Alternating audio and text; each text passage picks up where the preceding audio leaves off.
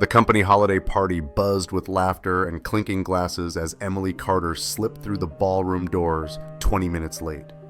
Warm light bounced off gold decorations and sequined dresses while she scanned the crowded room, searching the rows of place cards for her name. When she finally spotted it, her stomach sank. Her card was tucked right beside Daniel Brooks. A ripple of snickers passed through the nearby tables the instant she pulled out the chair. Coworkers traded glances, their smirks not nearly as subtle as they thought. Someone whispered just loud enough for her to hear, and the joke became obvious. They'd planted the single mom next to the quiet single dad like it was some kind of office icebreaker. None of them had any idea who they were laughing at. Emily sat down as carefully as she could, trying not to draw more attention. The laughter around her thinned into a buzzing layer of whispers. She could feel eyes tracking her from across the room, curious, amused, hungry for something to talk about on Monday. This was exactly why she hated office parties. They were less about celebrating and more about collecting material. As a single mom who guarded her private life with the same intensity she used on client files, Emily had learned that giving people information was like handing them scissors and hoping they wouldn't cut too deep. The less they knew, the less they could twist into entertainment. The man beside her didn't look up. Daniel Brooks, a Black American single dad in his late 30s, sat with his hands folded neatly on the white tablecloth, his gaze fixed somewhere beyond the centerpiece of white lilies and gold ribbon. His charcoal gray suit fit a little loose across his shoulders, like he hadn't bothered to tailor it. His hair was cropped low in a tidy fade, tight coils brushed to one side. His warm brown skin caught the light in soft, muted tones. Everything about him suggested someone who had perfected the art of disappearing in a crowd. Emily had seen him before in the hallways, always walking with his head slightly bowed, always leaving exactly at 5 o'clock in the evening, never lingering in doorways to gossip. She had never heard more than a polite greeting from him. She'd assumed he was just quiet, the type who lived in spreadsheets and slipped out before anyone could corner him for small talk. A woman from accounting leaned over from the next table, her voice dripping with sugar and something sharper underneath. "Emily, you made it. We were so worried you wouldn't come." She patted the back of Emily's chair. "And look, we saved you a seat right next to Daniel. Isn't that thoughtful?" Her smile was wide and bright, but her eyes gave away the joke. The two women beside her pressed fingers to their lips, shoulders shaking with contained laughter. Emily forced a polite nod and wrapped her fingers around the water glass in front of her. She took a measured sip, letting the coolness buy her a few seconds to steady herself. Across the room, the DJ pumped out some forgettable upbeat track while people loosened ties and kicked off heels under the table. At the front of the ballroom, the executive table glowed under an extra spray of flowers. The CEO's chair sat empty for the moment, his name card propped where everyone could see it. Beside her, Daniel still hadn't moved. His hands remained perfectly still. Emily wondered if he'd heard the comment and decided it wasn't worth reacting to, or if he'd trained himself not to react at all. She wanted to say something to him, anything that might cut through the awkwardness, but every possible sentence felt wrong. If she apologized, she'd be acknowledging the joke. If she ignored it, she'd be silently signing off on it. So she stared at the menu instead and pretended to think very hard about chicken versus fish, even though her appetite had already vanished. 10 minutes later, the first course arrived. Servers slid between tables with plates of salad and neat stacks of breadsticks. Emily picked up her fork and pushed lettuce leaves around in slow circles. Beside her, Daniel did the same, making no effort to actually eat. Neither of them spoke. The silence between them wasn't exactly uncomfortable, but it wasn't easy either.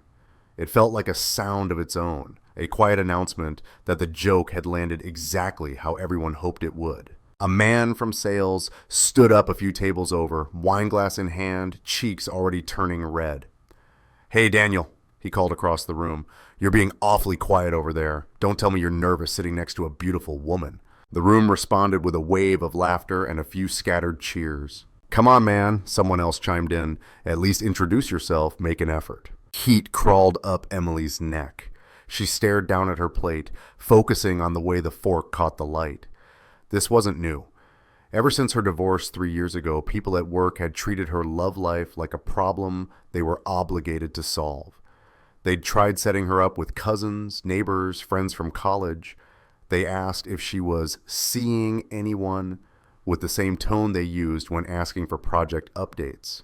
They made sympathetic comments about how hard it must be to raise a daughter alone, as if they were casually grading her performance as a mother. Beside her, Daniel finally moved. He lifted his water glass, took a slow drink, and set it back down with almost exaggerated care. His expression never shifted.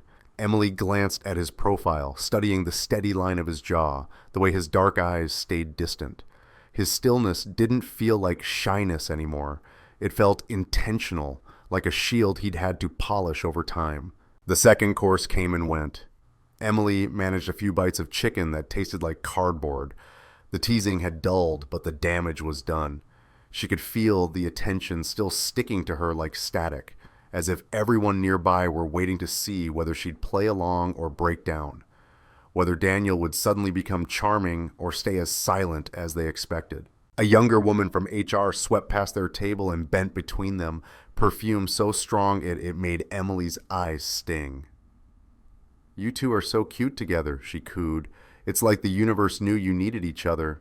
She winked before either of them could respond and flitted off to another table, leaving the smell of her perfume and a fresh layer of humiliation behind. Something twisted inside Emily's chest. Anger, shame, some tangled mix of both. She thought of Lily, her 7-year-old daughter, who was home tonight with a babysitter. That morning, Lily had asked why she had to go to a party she clearly didn't want to attend. Emily had tried to explain that sometimes adults did things because it was expected of them. Lily had frowned and declared that sounded stupid. Standing here now, being treated like a party game, Emily fully agreed. Daniel shifted beside her, the movement small but noticeable now that she was watching. He slid a hand into his jacket and pulled out his phone. The screen lit up long enough for her to catch a glimpse of a text notification before he locked it again and slipped it away. She wondered if it was his kid. She wondered if he had somewhere else he'd rather be than sitting here pretending not to hear people laugh at him. The DJ announced that dinner was over and the dance floor was open. A few extroverts jumped up immediately, dragging reluctant partners with them. Others stayed seated, reaching for more wine and more gossip. Emily's eyes drifted to the exit. She calculated the walk in her head, the distance, the time, the excuses she could offer. She could clutch her stomach and say she felt sick. She could mention a last-minute emergency at home. Or she could just walk out and let them fill in the gaps themselves. No one would miss her. She reached for her purse, fingers closing around the strap, when another volley of comments hit. "Emily, don't leave yet!" A woman from 2 tables away called in a bright, theatrical voice. "The night's just getting started. Who knows? Maybe you'll find love tonight." The table around her burst out laughing. "Yeah," a man added, gesturing toward Daniel with his glass. "He's right there. You don't even have to look far." Emily stood. The legs of her chair scraped loudly against the floor, the sound slicing through the music and chatter. For one brief second, the laughter paused, then doubled, louder than before. Someone whistled. Slow, mocking claps followed. Her hands trembled. She flattened them against her dress to hide it. She'd spent 3 years building a solid, steady life. 3 years proving she could raise Lily herself, pay bills herself, show up to work, and deliver results herself. She'd clawed her way past the pitying looks and unsolicited advice, and now a room full of colleagues had reduced her to a punchline because she'd shown up without a date. Emily opened her mouth, ready to say something, anything. But the words snagged halfway up her throat. If she defended herself, they'd call her dramatic. If she laughed along, they'd feel justified. Either way, they won. There was never a right answer. Daniel was still seated, his expression unreadable. A flash of frustration shot through her. Why wasn't he saying anything? Why was he letting this happen? Then she reminded herself that he was in the bullseye too. At least with her, people pretended it was concern. With him, there wasn't even that thin cover. He was just the boring single dad they poked at for reaction. She grabbed her purse and turned toward the doors. The ballroom suddenly felt too hot, The air too thick, the music too loud. Voices chased her name tangled with Daniel's in a joke she refused to fully hear. But she kept walking. She pushed through the double doors and stepped into the quieter hallway, the noise muffled instantly, turning into a distant hum. Cool air washed over her. She leaned back against the wall and closed her eyes, counting her breaths until her heart stopped slamming against her ribs. She hated that it got to her. She'd survived a divorce, financial uncertainty, nights with no sleep, and mornings full of responsibility. Yet somehow a chorus of cheap jokes in a ballroom filled with people who barely knew her felt like a wound all its own. Footsteps echoed down the hall. Emily opened her eyes and saw Daniel walking toward her. He moved with a slow, measured kind of calm, hands tucked into his pockets, gaze steady. He stopped a few feet away and met her eyes. He didn't ask if she was okay. He didn't offer apologies on behalf of anyone else. He just stood there, a quiet presence that somehow made the hallway feel less empty. Emily realized she'd been holding her breath. She exhaled slowly, and some of the tightness in her shoulders eased. For the first time all evening, she didn't feel like a prop. She swiped at the corner of one eye before any tear could fall. She wasn't going to cry over this, over them, but her chest still ached. She turned her head toward the exit at the end of the corridor, ready to leave the building altogether when Daniel finally spoke. "They do this to everyone," he said. His voice was low but steady, not apologizing, not angry, just telling the truth. Emily paused and looked back at him. He stayed where he was, hands still in his pockets, face composed. "They did it to a guy from IT last year," he went on. "Sat him next to someone from payroll. Same jokes, same comments all night." He held her gaze. He quit 2 weeks later. Something shifted inside her. She'd been ready to believe she was overreacting, that maybe she'd taken it too personally. Hearing Daniel lay it out, that plainly made it harder to minimize what had just happened. "I should have known better than to come," she muttered, staring at the carpet. Daniel shook his head once. "You shouldn't have to stay home to avoid being turned into a joke. You should be able to come to your own company party and be treated like a person." There was no drama in his tone, just a simple conviction that landed heavier than any angry speech. Before she could respond, the double doors slammed open again. A man from marketing stumbled out, drink in hand, tie askew, face flushed. He spotted them instantly and grinned. "There you are," he crowed. "We thought you two ran off to make out in the parking lot." He laughed at his own joke and swiveled back toward the ballroom. "Hey, everyone, they're out here together." Within seconds, faces crowded the doorway, peering out with varying levels of interest.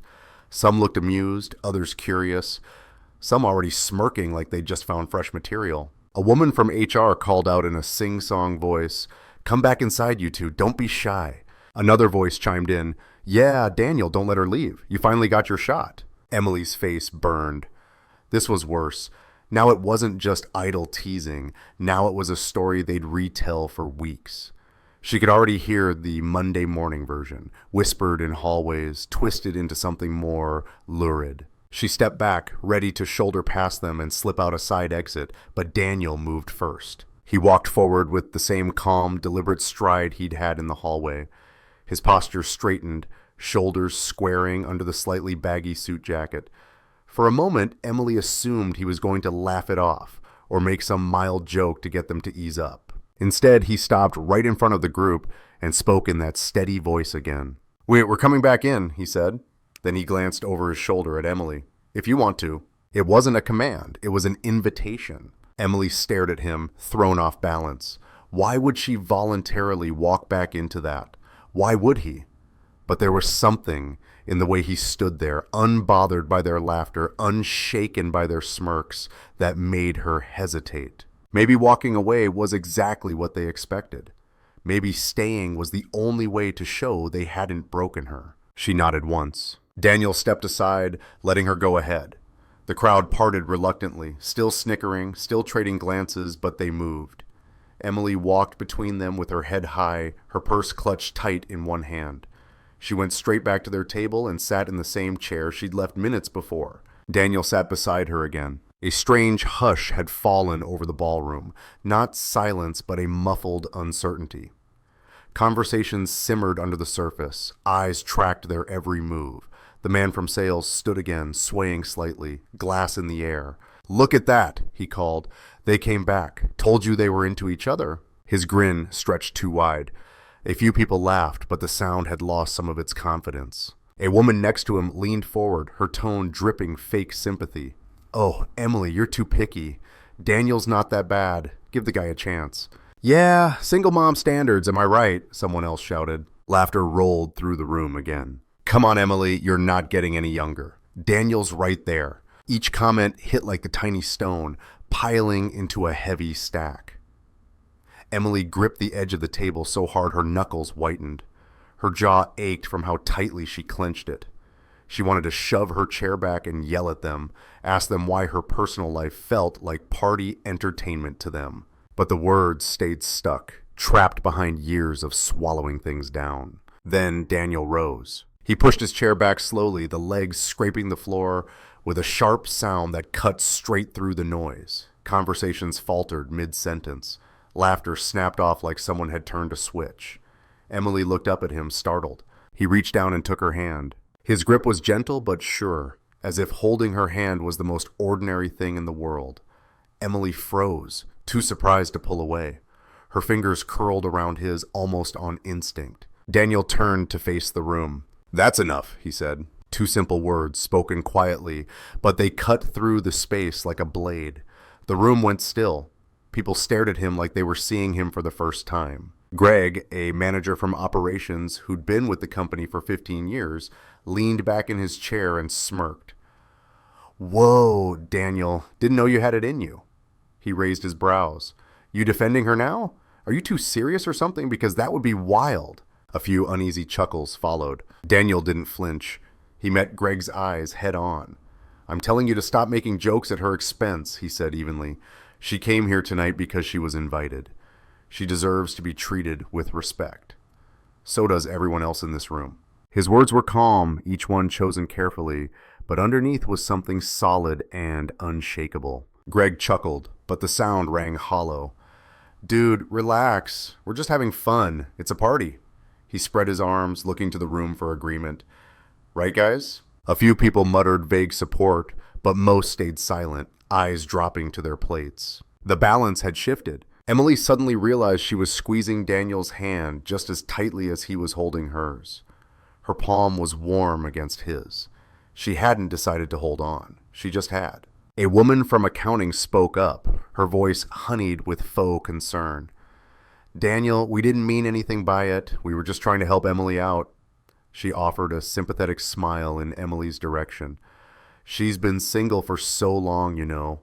We thought maybe you two could connect. What's wrong with that?" Daniel turned his gaze on her. "What's wrong," he replied, "is that you're treating her personal life like it belongs to you. It doesn't. And you're doing it in a way that's designed to embarrass her. That's not help. That's cruelty." The word landed heavy. Cruelty. No one had called it that before. Not out loud. People shifted in their seats, suddenly fascinated by their napkins and phones. Shame started to creep in where amusement had been. Greg pushed himself to his feet again, his smirk faltering. "Okay, man, now you're overreacting. It was just a joke. We weren't trying to hurt anyone." He gestured around helplessly. "Come on, everyone knows that." Daniel let go of Emily's hand and took a step forward. "I'm not overreacting," he said. "I'm telling you that what you think is funny is actually hurtful. And if you can't see that, maybe you should think harder about how you treat people." His voice never rose, but that somehow made it worse for them. There was no anger to dismiss, no shouting to roll their eyes at, just quiet certainty. Greg opened his mouth to argue again, but another voice cut through the tension. "Good evening, everyone." The CEO, Robert Harris, had stepped into the room from a side door, microphone already in hand. Tall and composed in his 60s, he crossed to the front of the ballroom with an easy stride. His tone was casual, but his eyes had the sharp focus of someone who'd heard more than enough. "Sorry for being late," he said. "I see we're having some interesting conversations tonight." Murmurs rippled through the room. Robert tapped the microphone twice. "Before we wrap up, I'd like to invite someone to say a few words." His gaze slid to Daniel. "Daniel Brooks, would you come up here, please?" Silence crashed over the ballroom. Emily's stomach twisted. She glanced at Daniel. He hadn't moved yet, but there was something different in his eyes now, like a door he'd kept closed was about to open. Greg let out a low whistle. "Oh, this is going to be good," he muttered, though the bravado was fading from his voice. Emily had an urge to reach for Daniel's hand again, to tell him he didn't owe anyone an explanation. But before she could move, he began walking toward the front. His steps were steady, unhurried. People watched him with open curiosity, heads swiveling to follow his progress. To most of them, he was still just the quiet guy from the 4th floor with the early exit time. At the stage, Robert handed him the microphone and stepped aside. Daniel paused for a moment, looking out at the sea of faces. Emily could see the woman from accounting, the man from sales, Greg hovering with his arms folded, the HR staff clustered like a flock near the center, all of them waiting for him to stumble. "Hop." "I've been working here for 6 months, Daniel said, voice echoing clearly through the speakers.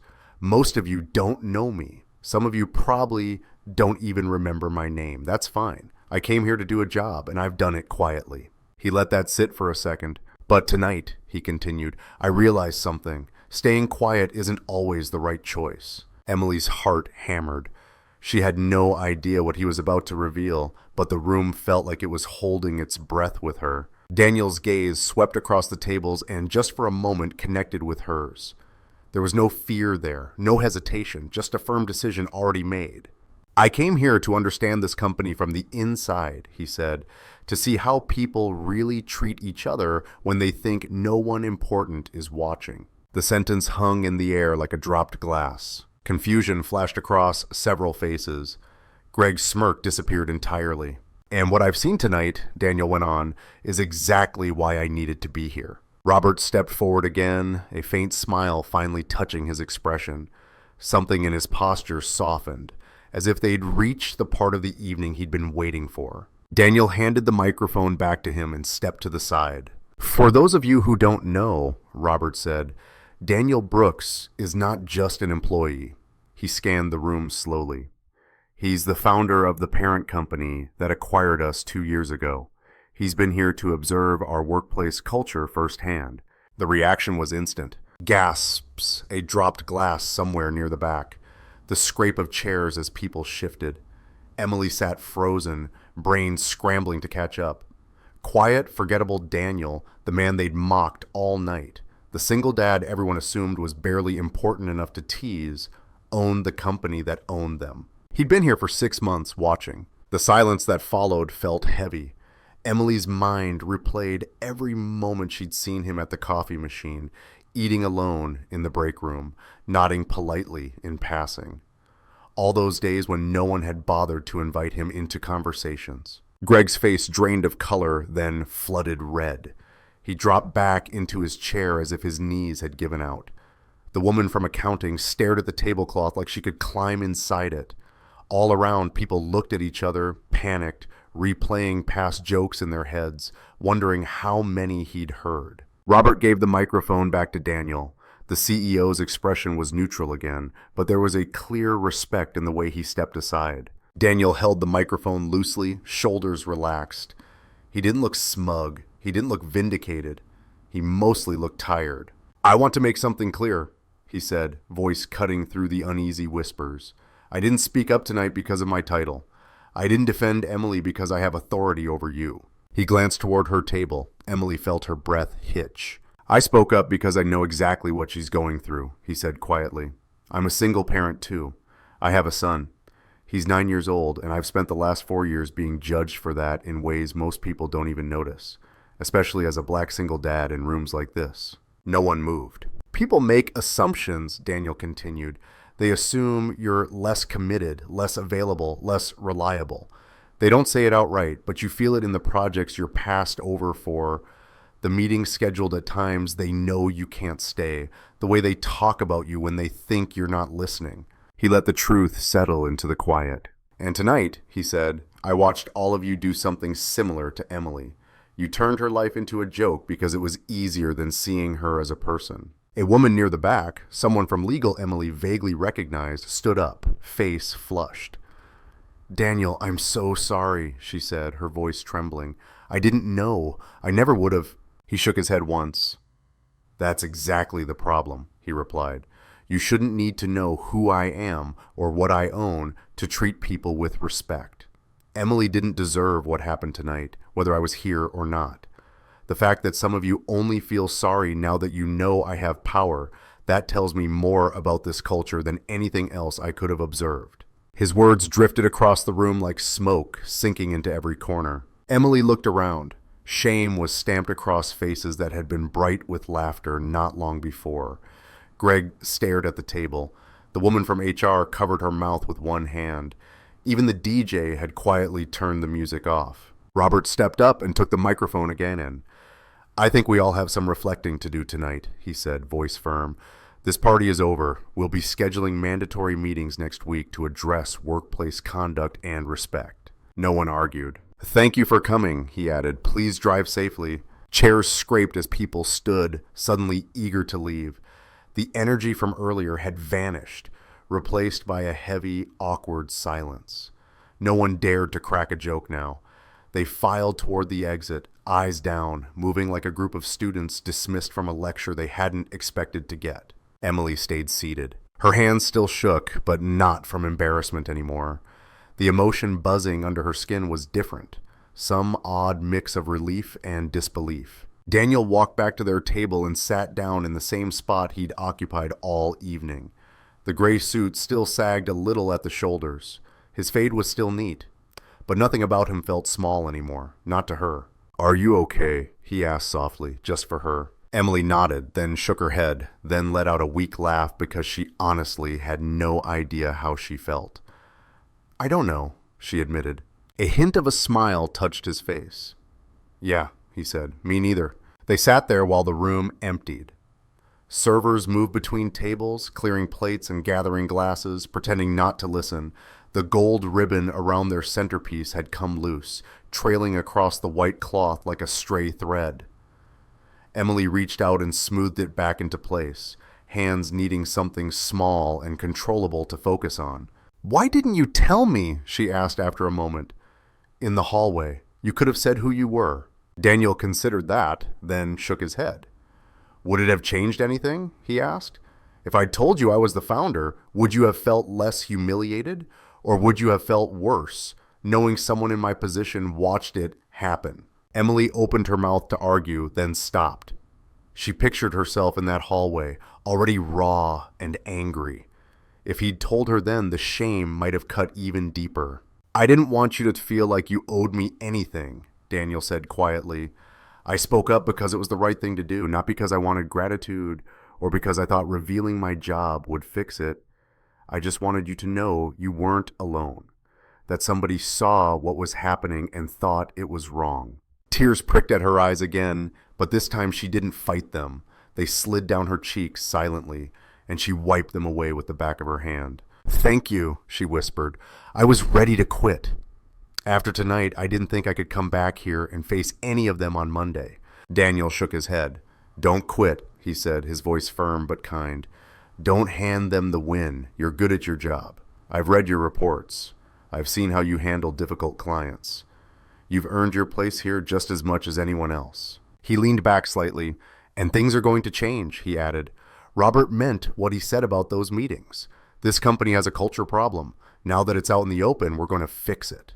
Emily studied him, really seeing him now. Not just the quiet coworker who clocked out at 5, but the man who had spent 6 months watching, listening, and finally choosing the exact moment to show who he really was. Your son, she said gently. What's his name? Something softened in his expression. Ryan, he answered. He's 9, obsessed with dinosaurs right now, keeps cornering me with facts about the Cretaceous period. A small smile tugged at his mouth. He's staying with my sister tonight, probably buried in a book about velociraptors. Emily smiled back, the first genuine one all evening. My daughter's Lily, she said. She's 7. She asked me this morning why I was going to a party I didn't want to go to. Emily shook her head. I told her sometimes adults do things because they're expected to. She said that sounded silly. Daniel let out a quiet laugh. Kids are smarter than we give them credit for, he said. He glanced toward the exit where only a few stragglers were left. "Do you want to get out of here? I can walk you to your car." Emily nodded and stood. Her legs felt a little unsteady, but she managed. She picked up her purse, and they left the ballroom together. Outside, the parking lot was mostly empty, the cold December air sharp against her skin. Their footsteps echoed over the pavement as they walked side by side, breath puffing in pale clouds. Her car sat near the back under a flickering streetlight. When they reached it, she turned to face him. "What happens now?" she asked. Daniel didn't answer right away. He thought about it, like he took the question seriously. "Honestly," he said, "I work with Robert on new policies, real consequences for harassment, better training. We'll push for culture change." He met her eyes. "But it'll take time, it always does." Emily nodded. She knew that. She'd learned over the last 3 years that meaningful change, whether in a job or in a life, was usually slow and mostly invisible until one day it wasn't. "I meant with us," she said softly. Surprise flickered across his face. He hadn't expected that. Her cheeks warmed, but she didn't look away. "I don't know what this is," she admitted. "I don't even know if it's anything. But I'd like to find out, if you would." Daniel was quiet for a long beat. Then he smiled, a real smile that reached his eyes and made him look younger, less tired. "I'd like that too," he said, "but let's take it slow. No pressure, no expectations." He pulled his phone from his pocket and held it out to her. "Put your number in. We can grab coffee sometime, talk about our kids, complain about work." Emily took the phone, fingers clumsy from the cold, and typed in her information. She handed it back, and he saved the contact, then sent a quick text so she'd have his number too. Her phone buzzed faintly in her purse. They stood there for a few more moments under the flickering light, neither quite ready to say goodnight, both unsure what came next. Finally, Emily unlocked her car and opened the door. "Thank you," she said again, "for tonight, for everything." Daniel nodded. "Drive safe," he said. "Text me when you get home so I know you made it." It was such a simple request, so ordinary, but it settled warm in her chest. She slid into the driver's seat and closed the door. Through the windshield, she watched him step back, hands in his pockets, waiting as she started the engine and pulled out of the spot. In the rearview mirror, he was a lone figure under the unreliable streetlight, standing steady while the rest of the night blurred around him. Something new took root in her chest as she drove away. Hope, maybe. Or at least the possibility of it. 20 minutes later, she walked into her quiet home. She paid the babysitter, thanked her, and then went to check on Lily. Her daughter was fast asleep, stuffed rabbit tucked under one arm, lashes resting on her cheeks. Emily stood in the doorway for a long moment, letting the weight of the evening roll off her shoulders. She'd gone to that party expecting the worst version of it, and she'd gotten it. But she'd also gotten something she hadn't dared expect. Someone who saw her, someone who understood, someone who stood up when it mattered. She pulled out her phone and typed a quick message. "Made it home, thank you again." His reply came in less than a minute. "Good. Get some rest. We'll talk soon." Emily set the phone on her nightstand and lay down on her bed, still in her dress, too drained to change. She closed her eyes and finally exhaled, letting herself breathe all the way out. For the first time in 3 years, she didn't feel like she was facing everything alone. And that, she thought, as sleep pulled her under, was worth more than any apology her coworkers could ever offer.